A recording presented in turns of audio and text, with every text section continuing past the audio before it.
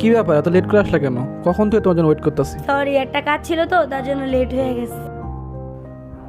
জানি কি কাজ ছিল তা ভালো করে জানি। মেকআপ করতে দেরি গেছিল তাই না?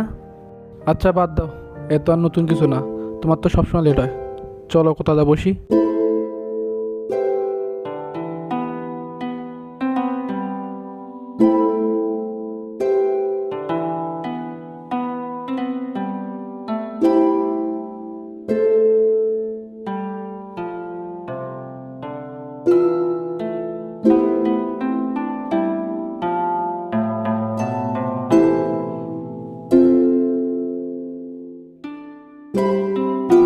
আচ্ছা একটা কথা বলি, হ্যাঁ বলো। তুমি আমাকে কখনো ছেড়ে যাবে না তো? কেন হঠাৎ এই কথা? না, আজকে রাস্তায় দেখলাম কি একটা ছেলে একটা মেয়ের ব্রেকআপ হয়ে গেল। এই জন্য তোমার মন খারাপ? আরে আমি সব মেয়েদের মতো না। হ্যাঁ, কি ভাবো তুমি আমাকে? এরকম কথা সব মেয়েরাই বলে।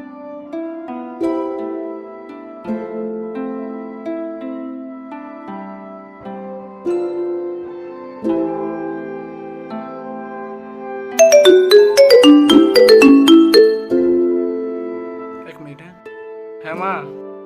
হ্যালো বাবা, তুমি কোথায়? আমার তো অসুখ, ওষুধ লাগবে আমার। হ্যাঁ একটু পরে ফোন দিতেছে তোমাকে।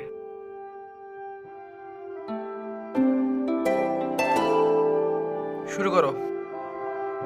তুমি আমার ফোনটা কতটা না শুনে ওই ফোনটা কেটে দিলা।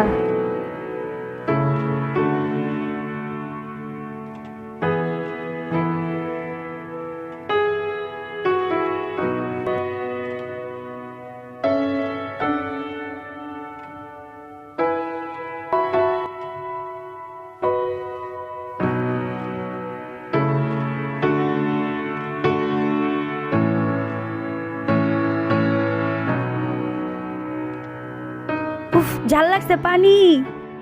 পানি খাবা? এক মিনিট।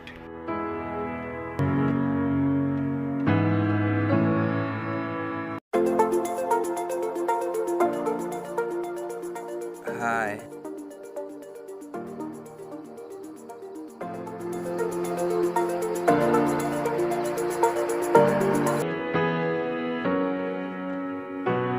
এই নাও।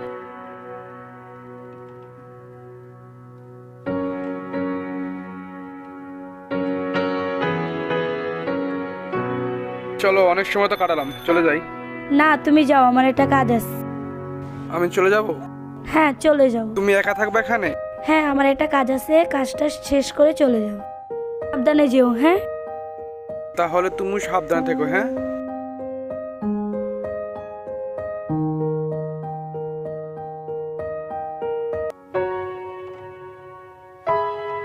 হাই। হাই। আপনি কিন্তু দেখতে অনেক সুন্দর। Thank you. আপনাকে দেখতে অনেক সুন্দর। Thank you. ফোন নাম্বারটা পেতে পারি? হ্যাঁ অবশ্যই।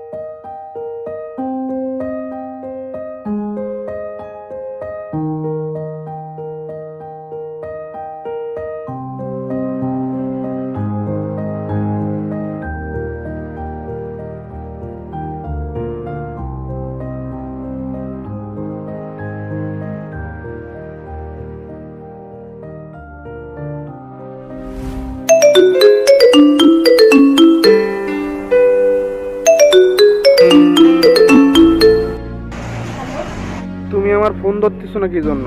আমি তো বারবার ফোন দিতেছি। তুমি আমাকে বারবার কেন কল করছো? তুমি কেন বোঝো না আমি তোমার সাথে রিলেশন রাখতে চাই? আমি তোমার চেয়ে ভালো অন্য কাউকে পেয়ে গেছি।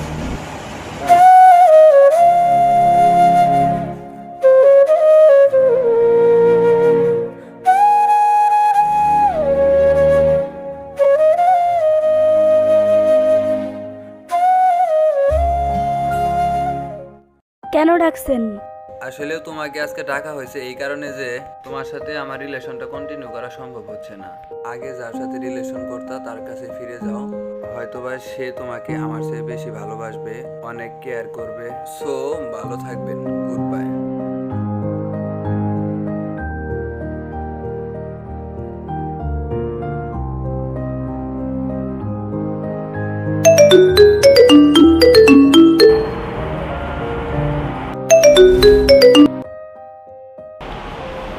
হ্যালো, হ্যালো, কোথায় তুমি?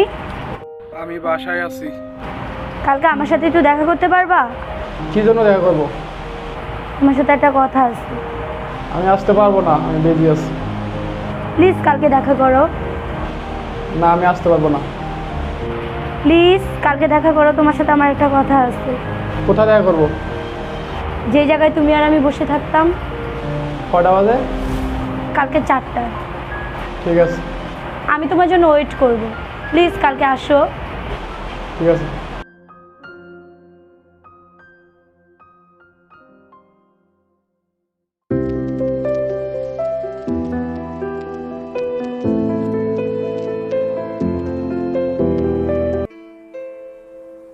আজকে দেখে আমার আগে চলে এসেছো, বলো কি বলবে? আসলে আমি তোমার কাছে ফিরে যেতে চাই। কেন, আগে ছেলেটার সাথে কি রিলেশন ব্রেকআপ হয়ে গেছে নাকি? হ্যাঁ, আমি অনেক বড় ভুল করে ফেলেছি, আমাকে ক্ষমা করে দাও। এই, তোমার কি লজ্জা শরম নাই? লজ্জা থাকা দরকার তোমার। আমাদের দেশে জানো, একজন মানুষ একজনকে খুন করলে তার কি হয়? হয়তো যাবজ্জীবন জেল, তা নাহলে ফাঁসি। তোমাদের মতন কিছু মেয়েরা ছেলেদের মন নিয়ে সে মনটাকে খুন করে জ্যান্ত লাশ বানিয়ে দাও। তাদের বিচার না কেন জানো? বলতে পারো? হয়েছে তো, অনেক কথা শোনাইছো, বলছি তো এবার জন্য সরি, মাফ করে দাও। চুপ, একদম চুপ, কোনো কথা বলবা না। আমি বলবো, তুমি শুধু শুনবা। তোমরা অনেক কিছুই পারো, মিষ্টি মিষ্টি কথা বলে কোনো এক টাকাওয়ালা ছেলেকে নিজের প্রেমের ফাঁদে ফেলো। তারপর যখন বলে আমার কাছে টাকা নেই, তখন তোমাদের মতন মেয়েরা আমাদেরকে রাস্তায় ডাস্টবিনে ময়লা মনে করে ফেলে দাও। এটাই কি ভালোবাসা? তোমার জন্য আমার কি হয়েছে জানো? আমি তোমার সাথে রিলেশন করে আমার বাবা মা ভাই বোন সবাইকে ত্যাগ করেছিলাম। তাদেরকে কোনো সময় দিতাম না। আমার বন্ধু বান্ধব আমাকে ডাকলে তাদেরকে সময় দিতাম না, শুধু তোমার কারণে। আর তুমি কি না সে একটা নতুন একটা ছেলে পেয়ে তার সাথে চলে গেলে। আরে যার সাথে চলে গেলো সে কে জানো? সে আমার বন্ধু। তাকেই বলেছিলাম, দেখো তো তুমি ওর সাথে কোনোভাবে রিলেশনে জড়াতে পারো কিনা। আমি তোমাকে পরীক্ষা করার জন্য এই কাজটা করেছিলাম, কিন্তু না, দেখলাম তুমি ওই রকমই, আর 10টা মেয়ের মতনই। বলছি তো সরি, আমাকে ক্ষমা করে দাও। সরি, আমি তোমার মতন মেয়েকে আর মেনে নিতে পারছি না, তাই আমি মাপ চাই। তুমি অন্য কাউকে খুঁজে নাও। ভালোবাসার গল্পটা যদি এরকমই হয়, তবে কেউ কাউকে ভালোবেসো না। ভালোবাসা সেরকমই হতে হবে যাকে ভালোবেসে জান দিতে হয়, ব্রেকআপ নয়।